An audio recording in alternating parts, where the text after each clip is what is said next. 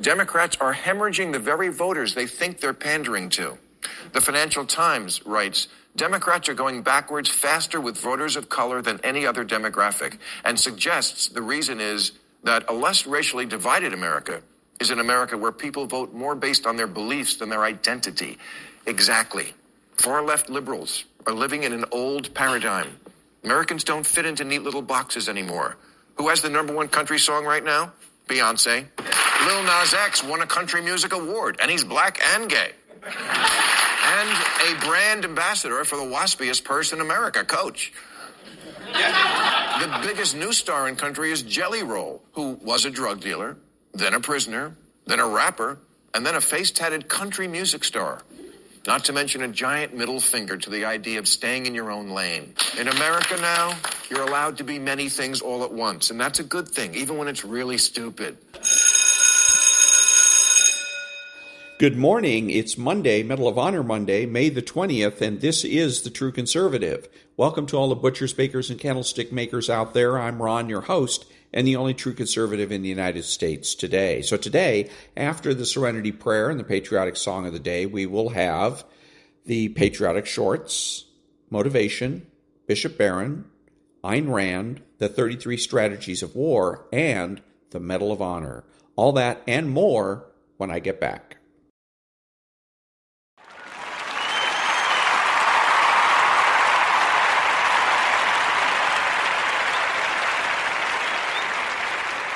God, grant me the serenity to accept the things I should not change, the courage to change the things I should, and the wisdom to know the difference.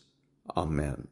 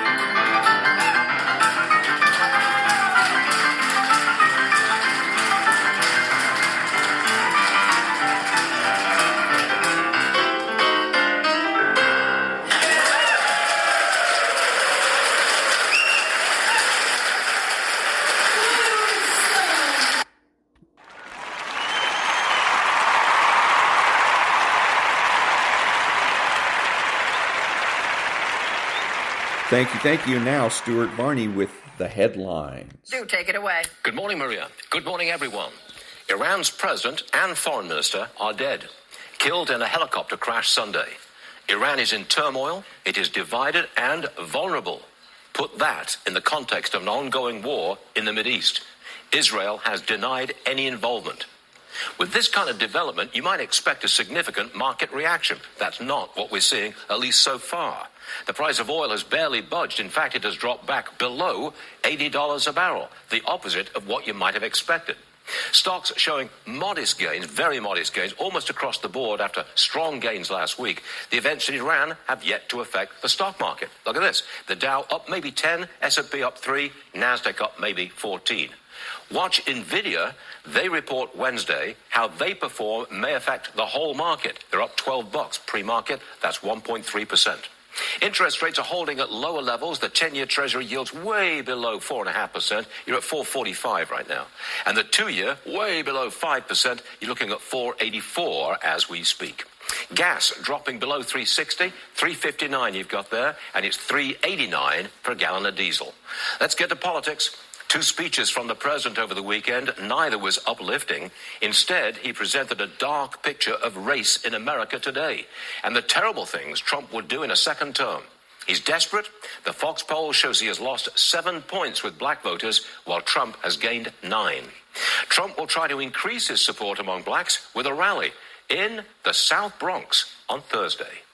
On the show today, the Pope says conservative bishops who oppose blessing same-sex couples have a suicidal attitude, and Scottie Scheffler finished 8th at the PGA Championship. That's a strong finish after he was arrested right before the second round on Friday. Xander Schauffele won. The game decided on the very last hole. Monday, May 20th, 2024, Varney and Company is about to begin. And that was the headlines by Stuart Varney. Back in a minute.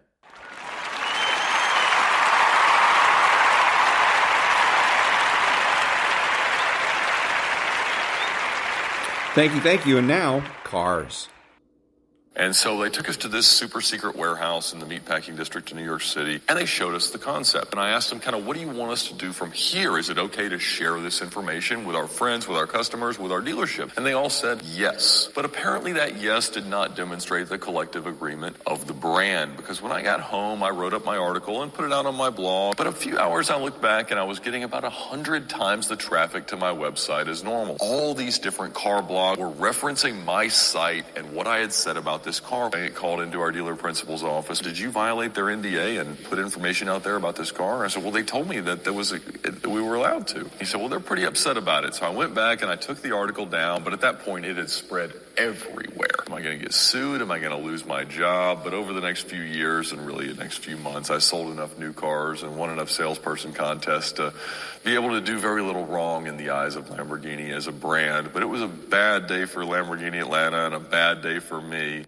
And I come into an intersection, and I'm already sliding sideways as I come in. I've already set the car up, and I come into the intersection completely sideways. And as I enter the intersection, there's a cop sitting right there. So at this point, if I lift off the throttle, I'm spinning mid-intersection. So I'm committed, man. I'm full, smoke billowing off the wheel wells. And as soon as I gather the car back up and go past him, on the brakes and pull over, shut the car off, lights on, you know the drill. Windows down, hands up on top of the wheel. Pulls up right behind me, sits there for a long, uncomfortable amount of time, gets out, walks up to the car with his hand very much on his holster, and walks up, starts giving me what I deserve, basically. Son, what do you think you're doing? Da-da-da, this and that. Has us step out of the car and asked me what I was doing. I said, honestly, sir, I'm out with my friends. They asked me to give them a ride. And I said, a good song came on, and we were rocking out. And he starts laughing. He goes, you're going with the good song defense, huh? And I just sat there and looked back at him. He checked my license, made sure I didn't have any warrants, let me go.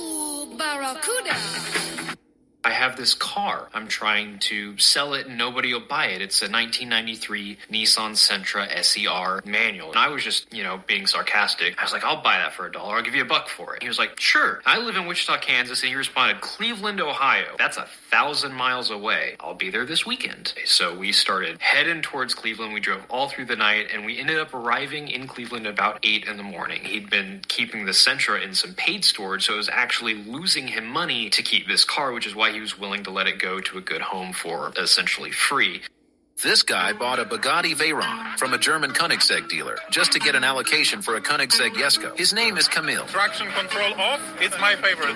Labuda, a 26-year-old Polish YouTuber who, after purchasing the Bugatti, transported it to Poland with his Rolls-Royce Cullinan from Mansory. Then, he flew to Sweden to spec his $3 million Koenigsegg Jesko and meet Christian von Koenigsegg. Hi, you are that guy. Whom he called a nice bald Swede, and when saying goodbye, mentioned he would see him again while speccing the Gamera. He also received a replica of the Jesko engine on a carbon base with Christian's autograph as a gift, which he said he will put next to Lionel Messi's shoe he bought earlier on auction. Upon returning to Poland, he stated that he wasn't concerned about the Bugatti's depreciation, so his team stripped the entire interior from the Veyron and reupholstered it in black, then installed custom wheels and a custom exhaust including 4 downpipes. All this was done so that the car would resemble the design of his new energy drink, Doze. And how is your 2024 going?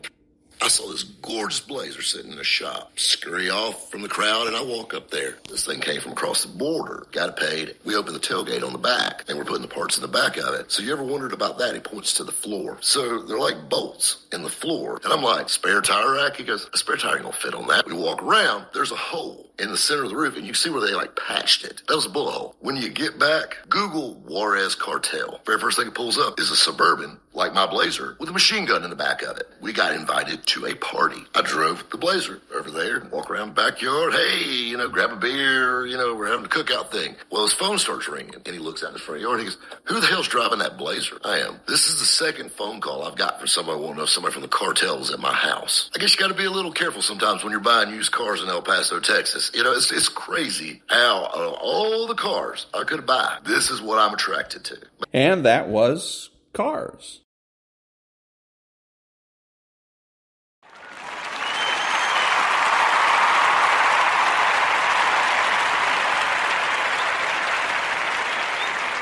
Thank you. Now the military shorts. They opened the gate. It was still nighttime, and they yelled, "Leave all your belonging where it is. Don't pick anything up. Women and children to the right, man to the left." And I'm holding on to my sister, Goldie, a little brother, Tuli, and we're being just pulled apart, never to see each other again. My sister and my little brother went directly to the gas chambers. When we came to the barrack, the man in charge of the barrack walks out and he says, you Hungarian Jews, you think you're here on vacation? Think again. You see those chimneys, those ashes? Those are your mothers, your fathers, your brothers and your sisters. And if you don't behave and do exactly what you're told, this is how you're going to wind up, ashes. I knew right then that we have had it. We were going down. The navigator came back immediately. He says, 20 minutes to landfall due east. So in other words, we had 20 minutes with our plane being on fire. There was explosion every few, I would say every 10 seconds or so, there'd be another explosion. They were so severe that they would blow the fire completely out, but then it would reignite and you'd have another explosion. The wing held off all the way until we were just over landfall, and then there was one final blast and it blew the whole end of the wing off. What saved me is during that 20 minutes I had plenty of time to get out of the turret and be ready to bail out in case we were over land. Are Chinese fighter jets better than U.S. fighters? This is China's J-20, a new fifth-generation aircraft released less than 10 years ago. But this is the famous F-22 Raptor. This jet is known as the world's most advanced stealth fighter. When it comes to top speed, the F-22 beats the J-20, reaching Mach 2.2, whereas the J-20 can only achieve Mach 2. But in terms of combat range, the Raptor has a range of only 530 miles, but the J-20 has a range of 1,200 miles. However, in terms of weaponry, the F-22 Raptor has a huge advantage over the J-20 since it can carry 8 air-to-air missiles compared to the J-20's 4 internal and 2 lateral weapons bay missiles. In terms of stealth, the F-22's radar cross-section is less than 0.0001 square meters, which is the same as a Bumblebee, while the J-20 is similar to a golf ball at around 0.001 square meters. The Grumman F-14 Tomcat is an iconic American carrier-capable supersonic fighter aircraft. It could achieve speeds beyond the speed of sound. The wings could adjust their sweep angle for optimal performance during flight phases. The F-14 can operate in various weather conditions. In 1974, it made its debut deployment with the U.S. Navy aboard the USS Enterprise, replacing the F-4 Phantom. The F-14 served as the U.S. Navy's primary maritime air superiority fighter, fleet defense interceptor, and tactical aerial reconnaissance platform. After the Iranian Revolution in 1979, the Islamic Republic of Iran Air Force employed F-14s during the Iran-Iraq War. Iran claimed that their F-14s shot down at least 160 Iraqi aircraft during the conflict, although only 55 of these were confirmed. As of 2022, the F-14 remains in service with Iran's Air Force, albeit in limited numbers due to a lack of spare parts. He was a member of the 35th Infantry Division, which saw some of the most difficult fighting during the Battle of the Bulge. He was Private First Class Jimmy Graff, and in the spring of 1945, his unit was moving along the Elbe River to clear out pockets of German resistance. It was in the little town of Ziberick where he met an elderly German woman named Frau Peters.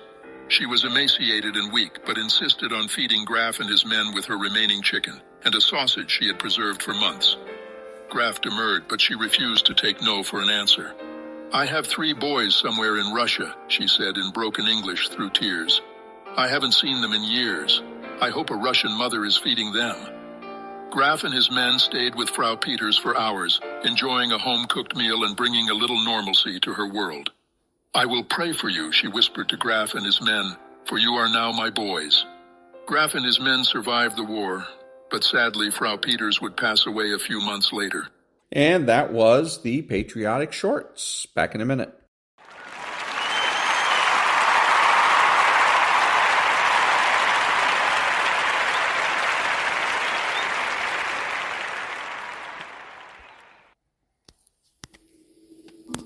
No one said that the path is going to be easy. And it's not. We know life is rough, and we know there will be pain, and whether that pain is at the hands of an enemy or at the hands of nature or time or disease, there will be pain. That's the way life is. You have been disappointed over and over and over again. And every time you try, nobody notices. And every time you try, you come up short. Sickness is cyclical. It comes around, it goes around. You're well for a little while, and then it's the same thing all over again. But this time it's only worse. Because now not only are you back where you started, but you have less hope that it is ever going to be different, because you've cycled through it one more time just to realize, well, I guess I'm just a cynical person. Well, I guess I'm just a negative person. I guess nobody in my family was meant to go to college. Sickness becomes normal to you. And it starts to be easier for you to just accept the condition than to challenge it. Because to challenge the condition means to risk disappointment. And some of us have tried, got blocked. Tried, got blocked. Tried, got blocked. And now people see you and they assume that you don't care. No, I care. I cared, and I cared so much, but they didn't care back. And I tried so hard, and I still got looked over. And don't you know it's hard when your expectation has been damaged by disappointment? It's a slow damage. It's a slow tearing of the muscle fibers. It's a slow deterioration of your hope by disappointment. It is not one event that creates it. It's over and over. I tried, and I I tried, and I smiled, and I stayed, and I disciplined, and I showed up, and I didn't care. And the man has finally gotten to a place where he is tired of trying. You might even feel like there's no hope.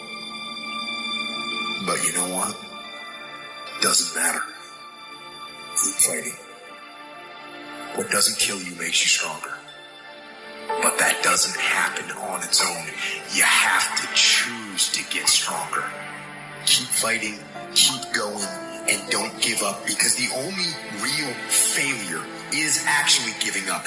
And if you don't give up, you will win. See, life is rough, ladies and gentlemen. It's rough. Things that's going to happen to you in life, ladies and gentlemen, make it okay. I can't change how I respond to it. I can become upset, nervous, tense about it, weak about it, or I can say, it's okay. Don't go through life feeling like you're powerless. Victims are people that are powerless. You're not powerless. You are powerful. You direct the power in your life. Whatever your life is right now, it is a duplication of your consciousness. It's a result of how you have decided to use your power. That's all it is. That's not who you are. That's just a perverted use of your power that you aren't satisfied with. And you've got the power to change that. But you don't know what has happened to me. It really doesn't matter what has happened to you. See, the only thing that really matters is, what are you going to do about it? That's all that matters. That's all that matters. That no matter what you do to me, how cold and callous you are to me, lack of compassion, lack of sensitivity, how cruel you might be to me, you're not going to change me. There are some things that I went through this year that I didn't like. There are some things that I went through this year that hurt. They hurt like hell. I'm not saying that I would have chosen them if I had had the opportunity. But now that I've been through it, there is something that I learned through what I went through that made me who I am. There's a purpose for it. I'm not a hostage. You have to make a decision that every experience is my education. And I'm going to discover the opportunity for me to grow and for me to get better. I'm telling you, I've already made up my mind that I know I will fall down. I know that I will stumble, but I already see myself getting back up. Therefore, I'm never down. I'm either up or getting back up. I will learn from this thing.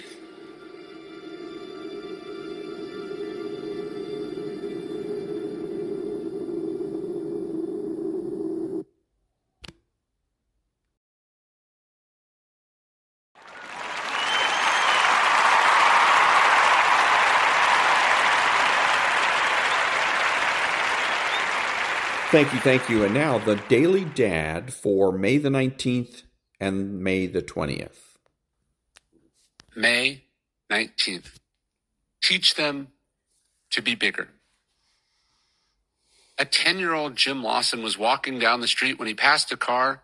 A small child looked at him and called him the N-word. Stunned by the hate and the meanness of it, Lawson reached into the car and slapped the boy in the face. When his mother found out about this, she was understandably worried. In the then segregated and racist South, the actions of a young black boy could so easily lead to something terrible and tragic at the hands of awful and unaccountable adults. But more than that, she wanted her son not to be defined by or changed by the hate of the world around him. What good did that do, Jimmy? His mother asked him. We all love you, Jimmy, she said, and God loves you. And we all believe in you and how good and intelligent you are. We have a good life, and you are going to have a good life. And with all that love, what harm does that stupid insult do?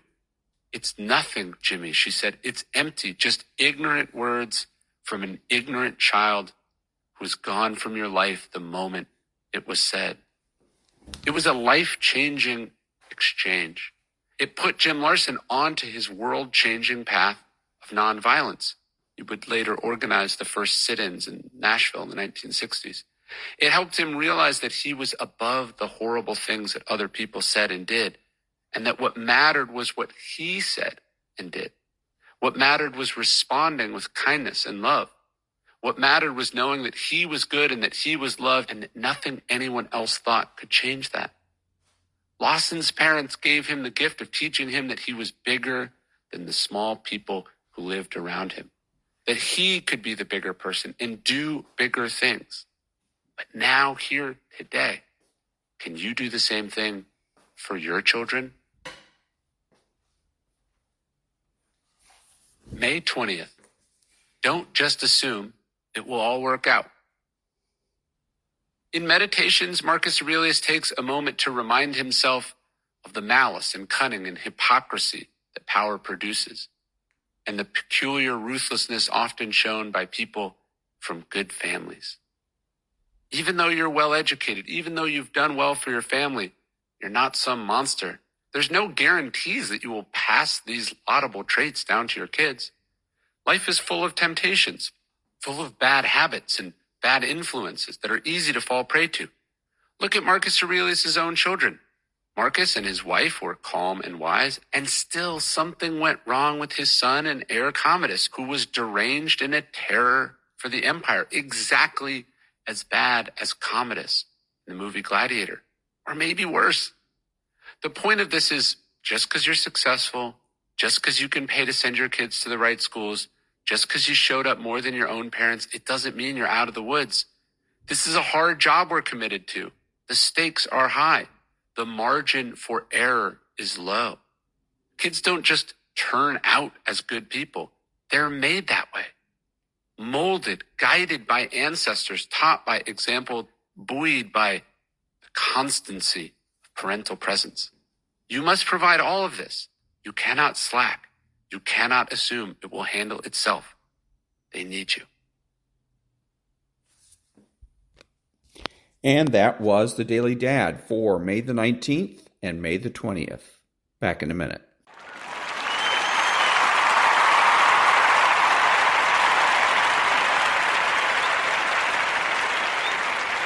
Thank you. Now, Bishop Robert Barron. At the heart of evangelization, everybody, is this. It's sharing an experience of the power of Christ. If it's just arguments, that can strike people as empty words. Rather, the greatest evangelist is the one who says, I've been healed by my contact with this Jesus, and now I want you to have the same experience. Evangelization is one starving person telling another where to find bread. And that was Bishop Robert Barron. Back in a minute.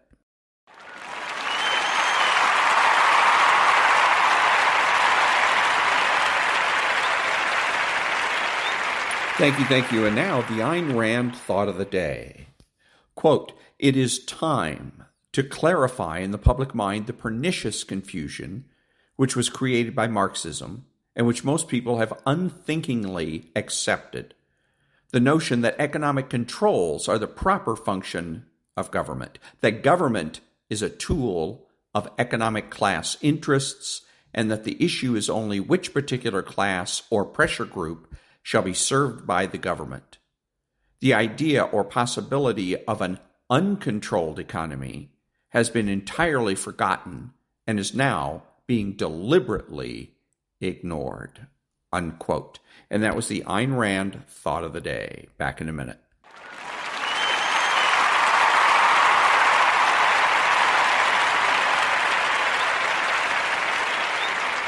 Thank you. And now we pick up where we left off with the 33 strategies of war. In the golden age of Hollywood, actresses had almost the least amount of power of anyone. Careers were short. Even a great star would be replaced in a few years by someone younger. An actress would stay loyal to her studio, then watch helplessly as the roles dried up. The actress who best bucked the trend was Joan Crawford, who played her own version of the alliance game. In 1933, for instance, she met the screenwriter Joseph Mankiewicz, then a timid young man just starting out on what would be an illustrious career. Crawford recognized his talent immediately and went out of her way to befriend him, much to his amazement. He went on to write 9 screenplays for her, greatly lengthening her career. Crawford would also court cameramen and photographers, who would then work overtime to light her well and make her look good. She might do the same with the producer, who controlled a screenplay with a role in it she coveted. Crawford would often make alliances with up-and-coming young talent who valued a relationship with the star. Then she would gracefully break or forget the connection when it no longer served her needs. Nor would she stay loyal to the studio, or indeed to anyone, only to herself. Her unsentimental approach to her own shifting network of alliances allowed her to avoid the trap that most actresses found embedded in the system. The key to playing the game is to recognize who can best advance your interests at that moment. This need not be the most obviously powerful person on the scene, the person who seems to be able to do most for you. Alliances that meet specific needs or answer particular deficiencies are often more useful. Grand alliances between two great powers are generally the least effective. Because Louis XI had a weak army, the Swiss, though minor players on the European scene, were the allies he needed. Recognizing this years in advance, he cultivated an alliance that bewildered his enemies. As an ambitious young congressional assistant in Washington, Lyndon Johnson realized he lacked all kinds of powers and talents to get him to the top. He became a clever user of other people's talents. Realizing the importance of information in Congress, he made a point of befriending and allying himself with those at key positions, whether high or low, in the information chain. He was particularly good with older men who enjoyed the company of a lively young man and the role of the father figure giving advice. Slowly, from being a poor kid from Texas with no connections, Johnson raised himself to the top through his network of convenient alliances. It is a common strategy in bicycle races not to go out in front, but to stay right behind the leader, a position that cuts down wind resistance. The leader faces the wind for you and saves you energy. At the last minute, you sprint ahead. Letting other people cut resistance for you and waste their energy on your behalf is the height of economy and strategy. One of the best stratagems in the alliance game is to begin by seeming to help another person in some cause or fight, only for the purpose of furthering your own interests in the end. It is easy to find such people. They have a glaring need, a temporary weakness that you can help them to overcome. Now you have put them under a subtle obligation to you, to use as you will, to dominate their affairs, to divert their energies in the direction you desire. The emotions you create with your offer of help will blind the other person to your ulterior purpose. The artist Salvador Dali was particularly adept at this version of the game. If someone needed to raise money, say, Dali would come to the rescue, organizing a charity ball or other fundraising event. The person in need could hardly resist. Dali was friendly with royalty, Hollywood stars, socialites. Soon he would be ordering all kinds of elaborate props for the ball. For his infamous Night in a Surrealist Forest in Pebble Beach, California in 1941, which was intended to benefit starving artists in war-torn Europe, Dali requested a live giraffe, enough pine trees to create a fake forest, the largest bed in the world, a wrecked automobile, and thousands of pairs of shoes from which to serve the first course. In the end, the party was a smash and got all kinds of publicity, but as so often with Dali, the bills far exceeded the receipts. No money was left over for the starving artists of Europe. And strangely enough, all of the publicity was focused on Dali, increasing his fame and winning him more powerful allies. A variation of the alliance game is to play the mediator, the center around which other powers pivot. While remaining covertly autonomous, you make those around you fight for your allegiance. This was essentially how Prince Clemens von Metternich, the Austrian foreign minister during the Napoleonic era and afterward, restored Austria as Europe's principal power. It helped that Austria is located in the center of Europe and so is strategically vital to the nations around it. Even during the reign of Napoleon, when Austria was at its weakest and Metternich had to cozy up to the French, he kept his country free of lasting entanglements. Without bonding Austria to France by any legal alliance, for example, he tied Napoleon to him emotionally by arranging for the emperor to marry into the Austrian royal family. Keeping all of the great powers, England, France, Russia, at arm's length, he made everything revolve around Austria, even though Austria itself was no longer a great military power. The brilliance of this variation is that merely by assuming a central position, you can wield tremendous power. For instance, you place yourself at a critical point in the information chain, giving you access to and control over it. Or you produce something other people depend on, giving you incredible leverage. Or you play the mediator everyone needs to resolve a dispute. Whatever it is, you can maintain power in this central position only by keeping yourself unentangled and courted by all. The moment you enter into any kind of lasting alliance, your power is greatly reduced. And that was from chapter 27 of The 33 Strategies of War by Robert Greene. Back in a minute.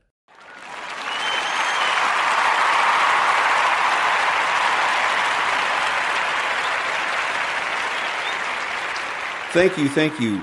If you're a Democrat, you should be voting Republican. And if you're a Democrat woman, because we are the party of women. We're the party of strong women. We know that abortion does not empower women. As a matter of fact, it empowers men. Men are the beneficiaries of abortions, not women. So remember, if you're a Democrat woman, you need to vote Republican. Back in a minute.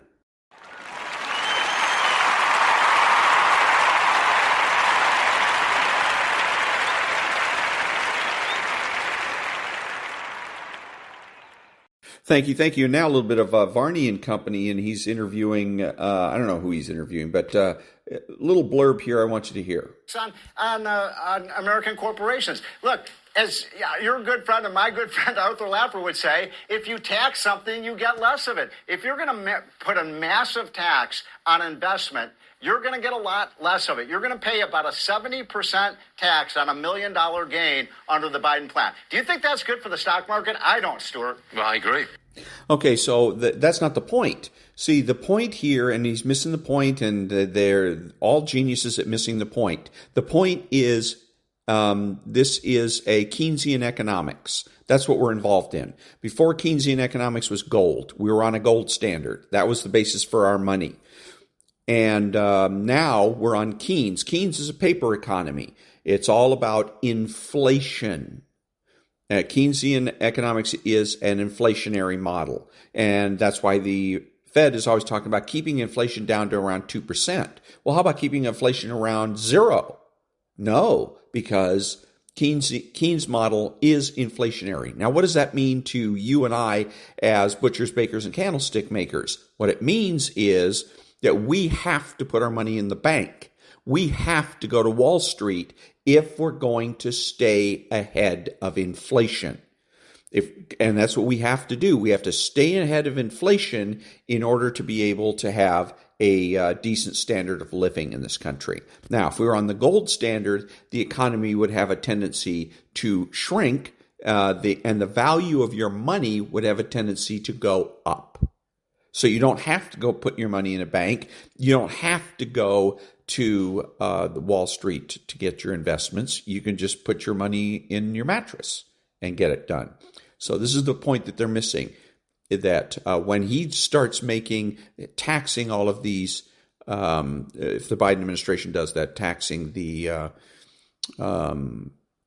capital gains, then he's making the stock market, which is the place where people have to go to put their money in order to stay ahead of inflation, unattractive. Back in a minute.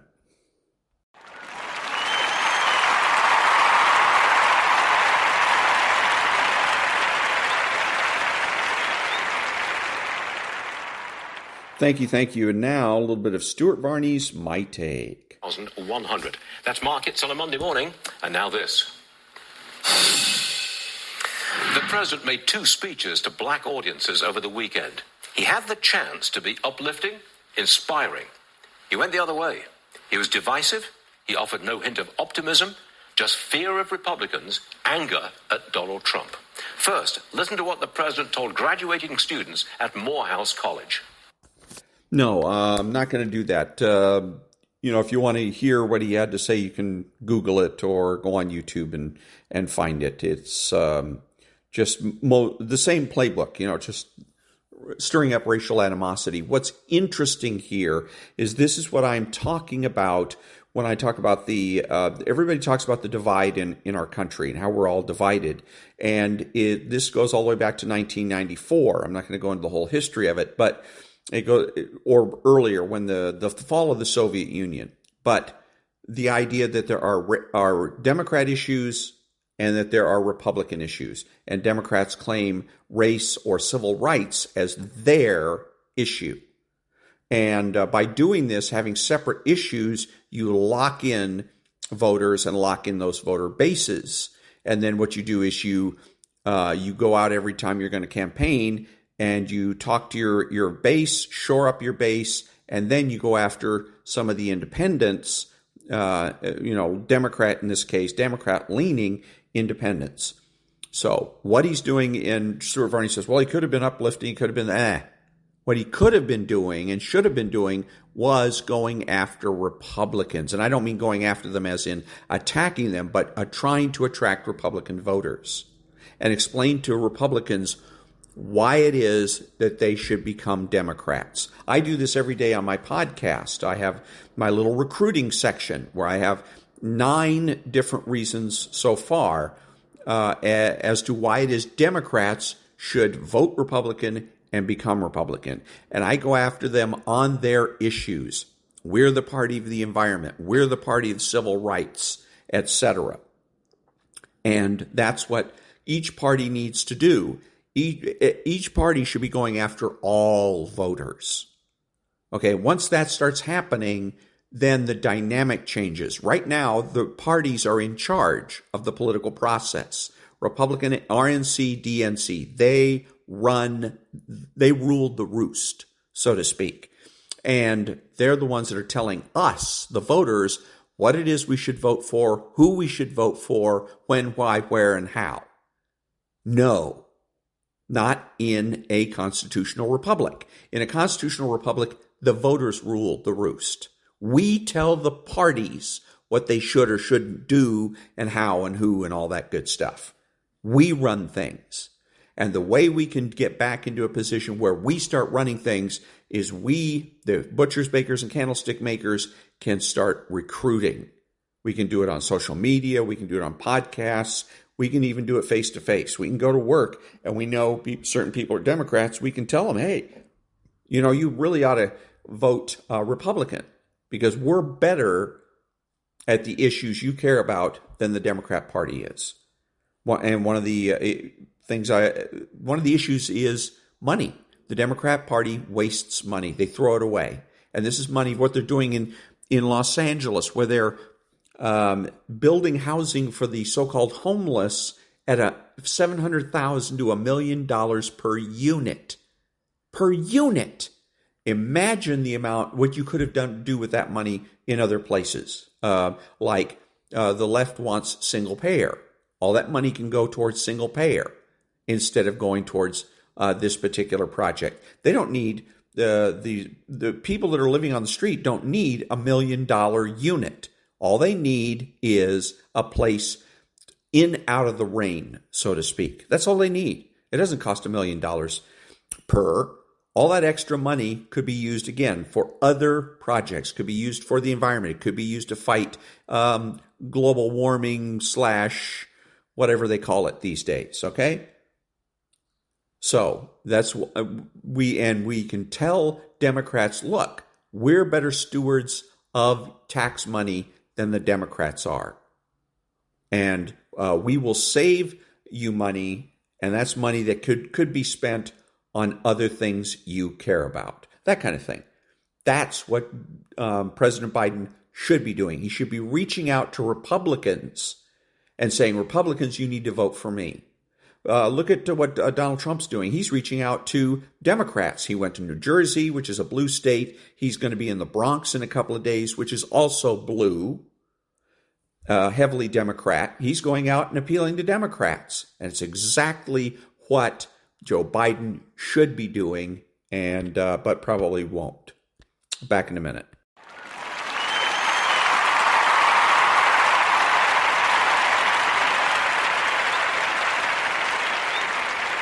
Thank you. And now, the Medal of Honor. I didn't know what close quarter combat was until I went to Iraq. And it's not, 30 meters, it's 2 feet.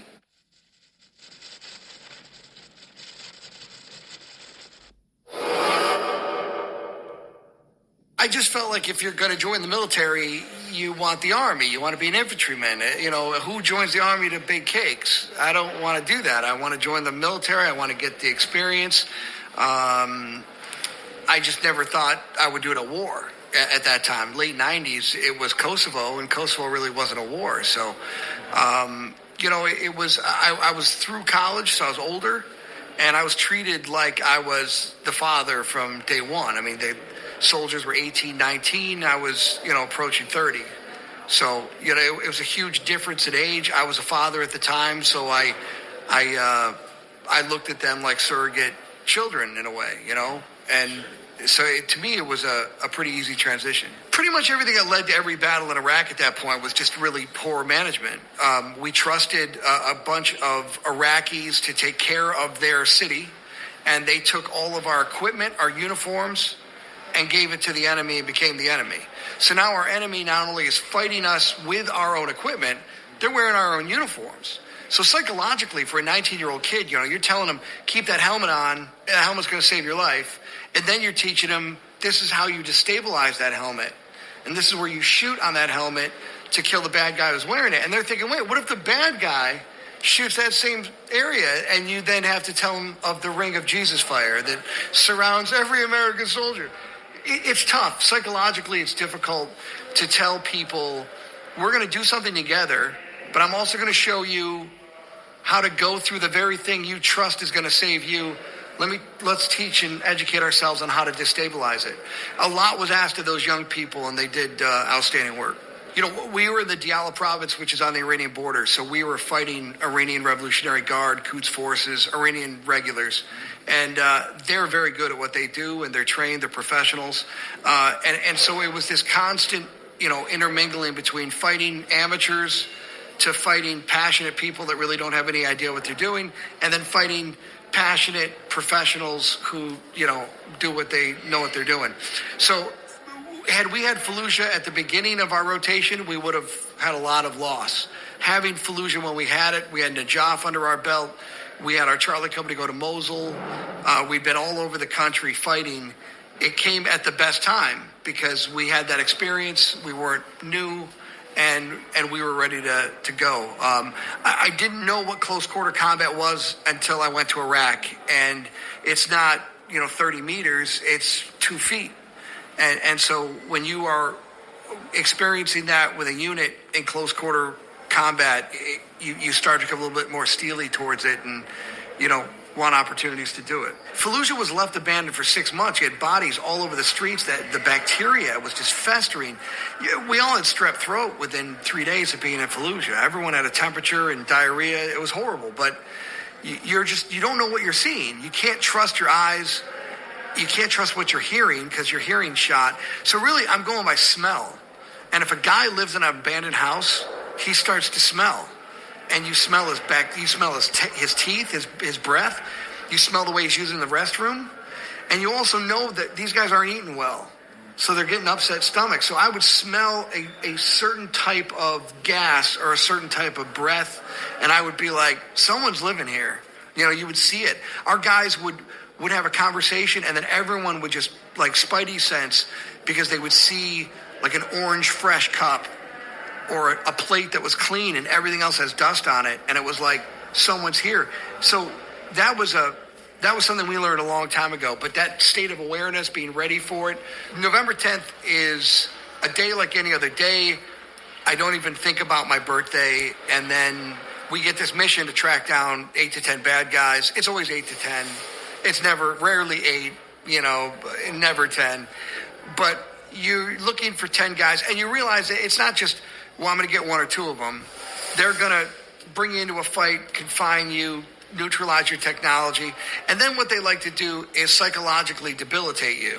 So they want to injure one of your guys and leave them there to announce that this guy's suffering. So it was always that in your back of your head is, do I want to use too many guys, not enough guys? You could lose everyone in one room. And we're just chasing these guys back and forth, and we finally find them. And it was just, we took a long break to just get some chow and get some water. And we were right next to them. They just waited for us. They heard us the whole time. And they, machine guns, everything went off. We had a reporter with us, Michael Ware from Time Magazine. He recorded the whole thing. And it was just, establishing what's in front of you, what can I do, and just play your hand until, you run out of luck.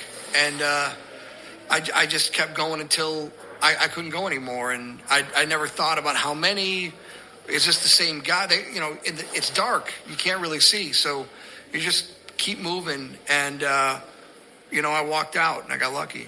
I think you have to think at a certain level when you stop thinking, you go through so many weird, I'm super confident and I'm insecure. You feel like Thor, when you're scared of something and then you see that thing scared of you, it's an incredible rush of adrenaline. And now you're like, I'm hunting this guy. He's afraid of me. And then you take him down and you realize that guy shot your guy. That guy tried to kill you. And then all of a sudden you turn around and a bullet comes right towards your face. And then I'm too confident. I should never have done this. This was a stupid idea. Why am I in the Army? So you're just constantly going to extremes. And you really don't have time. If you thought about everything, you wouldn't do it. But if you don't think at all, you're going to get hit instantly. You have to just play the angles. Who thought geometry was ever going to come into use? But when it comes to angles and it comes to bullet speed, and you got to take whatever they give you, and that was a huge thing. It was just, we don't know how many people are in there. We assume 2 at the least. But I figured if the Bradley, what I didn't want to happen, I wanted a bomb. I couldn't get a bomb. A bomb in Fallujah was like a number at the DMV. Everyone wanted to renew their license. Everyone's getting bombs all over the city. I got a number. We're waiting, and that number's not coming up. So the Bradley can't maneuver because the streets are narrow. There's not enough distance between the street and the wall to get shots in. But I figured they're not going anywhere. So we have them fixed. And Iraq became a war about my chances aren't. I don't care if my chances are good or bad. I care that you're there. Every time we fought this enemy, it disappeared. It ran away. I got these boys in a building. They're not leaving. So they're not going to go kill anyone or hurt anyone. Let's go get them. There was just a lot more people in there than I anticipated. And that bomb didn't come nearly as quickly as it should have. And then the fear was that the bomb is going to come in while we're in there. And so now we have to get out, bomb lands. The bomb came a little too late, but what are you going to do? It came. Everybody who exchanges semi-automatic fire within 5 feet is injured, right? I mean, that's every guy has a graze, scratches, cuts, glass, metal, everything blowing up in your face. Everyone's injured. Who's hurt? Who has to leave? And if you don't leave the battlefield, traditionally, you're okay to fight. And very few of our guys, the guys who left the battlefield were multiple gunshot wound guys. They were frag guys. But the guys who just had cuts, scrapes, and gouges, they never took a step backwards. So that was our thing. It's, you don't even think about it. It's like you're nominated for so long. The Oscars, they say it's an honor to be nominated. Well, 15 years, it was just a real honor to be nominated for the Medal of Honor. I didn't need any of it. The Army's been great to me. My soldiers are great to me. We share this experience, and I just didn't think it was a big deal. I didn't think that it was going to be all this, and it was. And so the only thing I knew how to do was I went through hell with these guys. I might as well go through this hell with these guys. And so we just did everything together. We go places now. I take my soldiers with me. We go to the White House. I took my guys with me, and we just go through the awkward weirdness of all this together. It makes it worth it. I'm a guy from Buffalo, can't get my sideburns even, and now, I'm the only one for my entire war of, 4 million people. It was very awkward. It's still awkward. If I get a DUI, I'll tell you what the first sentence is going to read. It's Medal of Honor recipient does something stupid, right? And you've got to live with that. And people, I think, are expecting you to be maybe a prima donna or do whatever. And so I am extra certain that they see the military for what it is. We are different. We look different. We love different. We worship different. We vote different. I've got guys, Black, Hispanic, Muslim Americans. You put a flag on our shoulder, and it's one family, it's one team. We do our job. We don't complain. We disagree, but we love and respect each other. And that is what it takes to win a fight. That's what you need. Everyone's in. And so I come home, and I look around, and I'm just thinking, man, maybe everyone has to have that awkwardness of being forced to be with someone. Yeah, he snores. His feet stink. This guy chews and breathes with his mouth at all times. And I have to deal with you.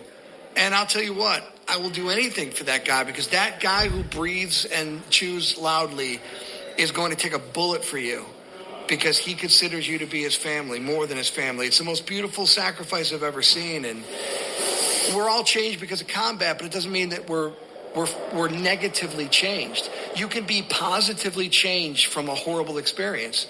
And my experience is that I'm better for it. I want to be better for it. And that was David Bellavia, Medal of Honor recipient from the Iraq War. Back in a minute.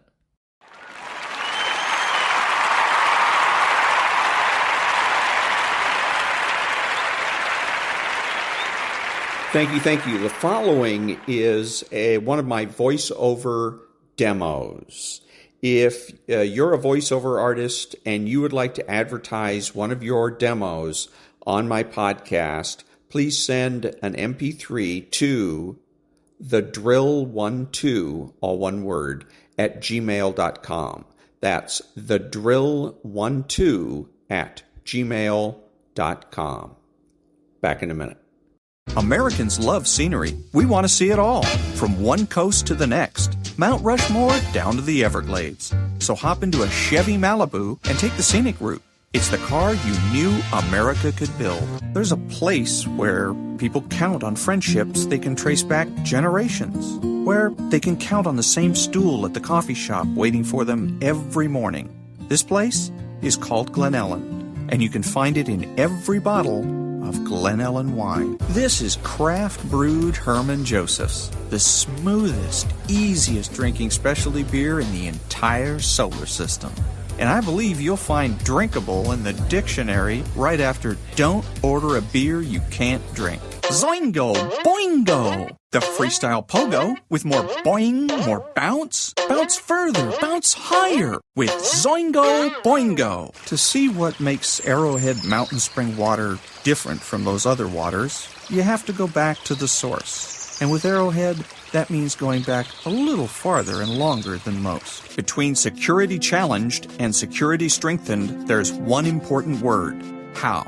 And it is the how that makes all the difference to our nation and our world. Lockheed Martin. We never forget who we're working for. What makes Kraft Singles so good?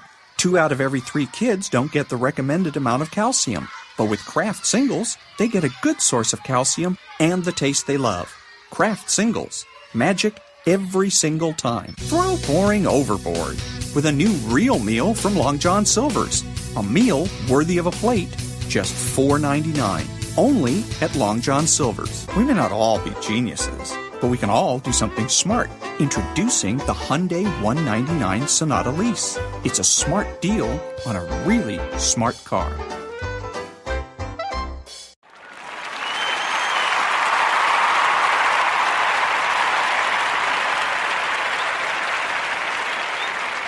Thank you. This is Ron, your host, the only true conservative in the United States today, bidding adios to all the butchers, bakers, and candlestick makers out there and reminding you that you are not neutral and that the government has no rights.